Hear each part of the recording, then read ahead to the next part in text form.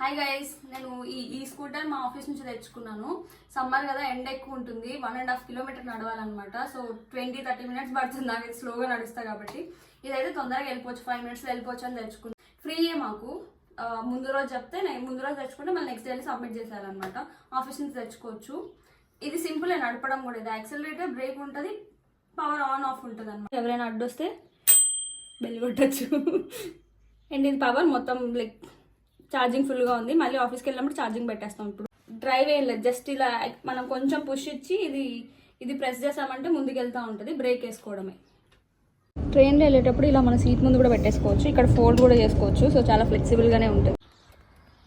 ఇలా కొంచెం పుష్ ఇచ్చి యాక్సిలరేట్ చేస్తే వెళ్ళిపోతుంది. ఛార్జింగ్ ఇక్కడ పెట్టవచ్చు.